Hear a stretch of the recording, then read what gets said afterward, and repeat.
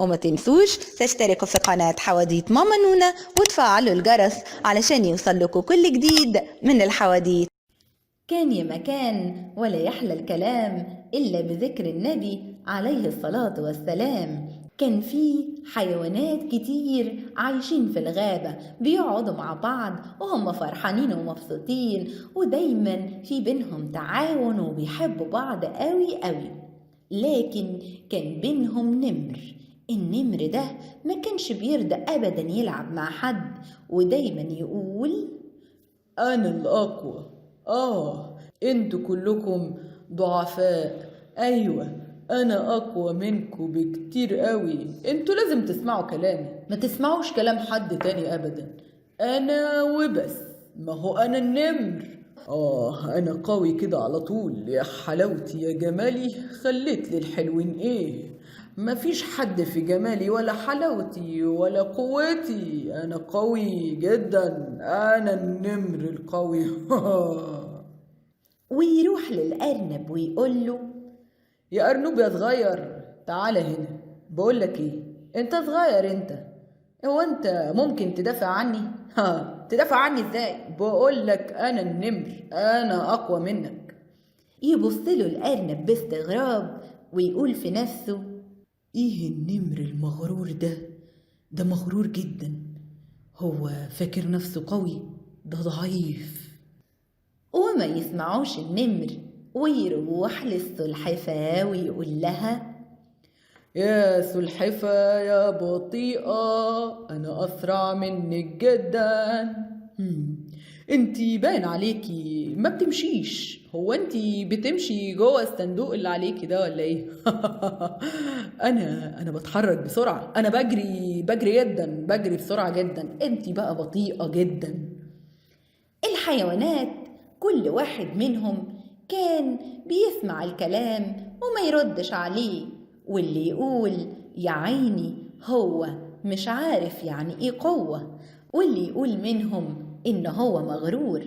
لكن بصراحة يا أصدقائي كل الحيوانات ابتدت تتضايق من نمر، وقرروا إن هم ما يكلموهوش ويسيبوه لوحده كده، ولا يردوا عليه ولا يتعاملوا معاه خالص. وفي يوم من الأيام خرج النمر من الغابة وقال للزرافة يا زرافة يا طويلة انتي، تعالي هنا أقولك. شوفي لي كده، هو في صيادين في الغابة التانية؟ عشان أنا ناوي أروح أصطاد هناك. في صيادين ولا مفيش؟ بصت له الزرافة كده وما ردتش عليه، وقالت في نفسها هو عايزني علشان أساعده، لكن خلاص مش هو بيضايقني، واحنا اتفقنا مع بعضنا احنا الحيوانات مش هنساعده. خليه بقى هو يطول ويطور رقبته ويشوف الغابة التانية فيها ايه، انا لا هبص ولا هعمل له حاجة. استغرب جدا يا أصدقائي، هي الزرافة ما ساعدتوش ليه ولا كمان عايزة تكلمه، لكن أصر إن هو يروح حتى لو مش هتساعده الزرافة. وهو ماشي لقى خشبة كبيرة كبيرة كبيرة جدا في الطريق، ما كانش عارف يعدي ولا عارف يعمل ايه. لقى الفيل وقال له يا فيل يا متختخ، تعالى لي هنا. شيل الخشبة دي. الخشبة دي شيلها لي علشان انت تقدر تشيلها. يلا يلا بسرعة. ولا رضي يكلمه ولا أي حاجة، والفيل ساب النمر ومشي، وقال في نفسه أنا مالي، هو عايز يشيل الخشبة يشيلها. هو مش القوي بتاعنا اللي عمال يقول إن إحنا ضعفاء؟ يشيل الخشبة بقى براحته. استغرب أكتر النمر يا أصدقائي، وما بقاش عارف هو إيه اللي جرى للحيوانات، هما بيعملوا معاه كده ليه. وبعدين قال مش مهم. أنا محدش عايز يكلمني، وإيه يعني؟ وأنا كمان مش هكلم حد، ومش عايز حد يساعدني. أنا قوي. أنا قوي. أنا النمر القوي. أنا هروح لوحدي، بس يوم تاني بقى، علشان خاطر أنا مش عارف أعدي دلوقتي. أنا هرجع. كان النمر يا أصدقائي مغرور جدا، وما حاولش يسأل هو ايه اللي حصل، هي ليه الحيوانات ما بقتش تكلمه. هو استغرب بس ما كانش عارف الإجابة، وكمان ما كانش عارف إن كل واحد فيهم كان يقدر يساعده، ومعنى كده إن هو محتاج لهم. وفي يوم من الأيام تعب النمر. أيوة، كان في البيت وبعدين كان عيان وقعد يقول أنا أنا النمر القوي. أنا تعبان أوي.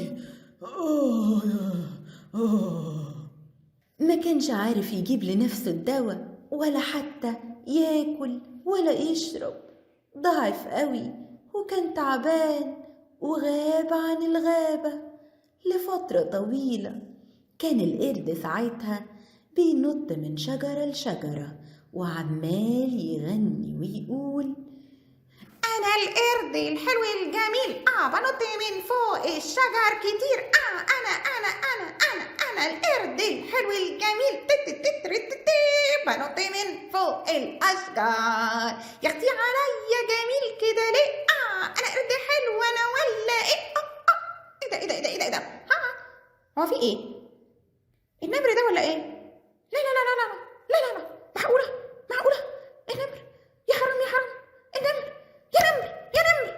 وفضل يخبط على الشباك، وبسرعة راح عند الباب. فعلا فتح الباب، لقى النمر تعبان ومش قادر لا ياكل ولا يشرب. يا أصدقائي، إيه اللي جرى للنمر؟ راح بسرعة جري على الحيوانات وقال لهم اللي شافه. الحقوا النمر تعبان قوي يا أهل الغابة. تعالوا شوفوا النمر. أنا كنت بنط من فوق الأشجار وبغني مبسوط، وفجأة لمحته من الشباك. ما كنتش مصدق إن هو ده النمر. تعالوا بسرعة يا أصدقائي، لازم نلحقه. كانوا الحيوانات مش عايزين يساعدوه وقالوا للقرد: لا، أنا مش هروح له. ده كل شوية يقعد يتريق عليا، أنا مش هروح. وعمال يقول لي إن هو الأقوى، خليه بقى يساعد نفسه دلوقتي. لكن يا أصدقائي، السلحفة اتكلمت وما سكتتش وقالت: لا، احنا لازم كلنا نساعده. هو كان غلطان في حقنا، واحنا كنا بنحاول نعلمه ونديله درس ونقوله ان كلنا لازم نتعاون مع بعض، ومفيش حاجة اسمها انا الاقوى ولا حاجة اسمها ان انت تتريق عليا، لكن لازم نساعده. وفعلا يا أصدقائي، فضل يقول لهم القرد إن هو لازم يساعدوه، وكمان السلحفة كانت شطورة وعايزة تساعده. وافقوا كلهم علشان كلهم طيبين وحلوين وكانوا بيحبوا بعض جدا، ولغاية دلوقتي بيحبوا بعض عشان كلهم عايشين مع بعض في أمان وسلام في الغابة.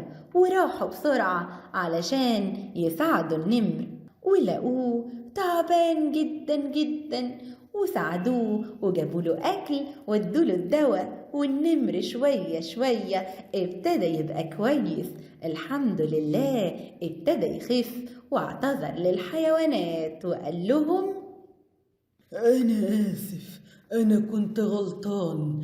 أنا كنت فاكر إن القوة هي بالجسم، إن أنا قوي أو إني سريع أو إني باكل لحمة كتير وإنتوا ممكن تاكلوا حاجات تانية. لكن لا، القوة مش في كده أبدا. القوة اللي كل واحد فينا عنده حاجة يقدر يعملها التاني ما يقدرش يعملها. أنا بعتذر لكم يا أصدقائي. إحنا كلنا لازم نكون مع بعض، نتعاون، وكلنا محتاجين لبعض. الحمد لله إن انتوا أصدقائي اللي بتحبوني، وأنا بعتذر لكم. وراح قال للأرنب والسلحفة: انتوا اللي ساعدتوني وانا لسه متريق عليكم امبارح. انا مش عارف اقول لكم ايه. شكرا جدا، شكرا ليكم. احنا بصراحة ما كناش هنساعدك لولا السلحفة، هي اللي حاولت تقول لنا ان احنا لازم نساعدك، والقرد كمان هو اللي شافك. احنا بنعتذر لك ان ما كناش هنساعدك، والحمد لله انك اتعلمت الدرس. احنا كنا عارفين ان انت طيب برضو يا نمر، ومش هيهون عليك ان انت عشان كبرت شوية تعمل معانا كده. خلاص يا أصدقائي، الحيوانات سامحوه وهو كمان مسامحهم طبعا. وعمره أبدا ما هيتريق على حد، لأن القوة هي قوة التفكير، إن احنا بنفكر كويس وبنركز كويس في مذاكرتنا، وكمان نكون بنعرف نتكلم كويس، نتكلم كلام حلو، نتكلم واحنا مؤدبين، وكمان مش عشان احنا أقوياء شوية في الجسم نفتري بقى على الضعفاء الصغيرين. لا يا أصدقائي، كل واحد فينا ربنا سبحانه وتعالى أعطاله قوة كبيرة جدا. في مننا اللي يقدر يجري بسرعة، وفي مننا اللي يقدر يكتب بسرعة، وفي مننا اللي يقدر يلون، وفي اللي يقدر يرسم. كل واحد فينا عنده حاجات كتير يقدر يعملها التاني ما يقدرش، وعشان كده لازم كلنا نتعاون، ولازم كلنا نساعد بعض ونحب بعض، ويكون قلبنا على قلب بعض. ودلوقتي ابعتولي وقولولي مين من الحيوانات اللي شاف النمر وهو تعبان وراح بلغ باقي الحيوانات. ودلوقتي يا أصدقائي هنشوف صور حواديت أصدقاء ماما نونا الحلوين. خديجة وحازم 2 اخوات حلوين ومؤدبين وبيحبوا بعض قوي وبيسمعوا الكلام وبيحبوا حواديت ماما نونا. ياسين وسليم 2 اخوات شاطرين حلوين وبيحبوا بابا وماما وبيسمعوا الكلام، وياسين شاطر جدا جدا في الكونغ فو. برافو يا ياسين، انت شاطر قوي. وسليم كمان اكيد هيكون شاطر زيك. محمود ومروان وليلى 3 اخوات حلوين وشاطرين وبيسمعوا الكلام وبيحبوا حواديت ماما نونا، وانا كمان بحبكم كلكم يا اصدقائي. وتوتا توتا خلصت الحدوته، واستنوني في حكايه جديده كل يوم، وما تنسوش تشتركوا في قناه حواديت ماما نونا وتفعلوا الجرس علشان يوصلكوا كل جديد من الحواديت، وكمان زوروا صفحه حواديت ماما نونا على الفيسبوك.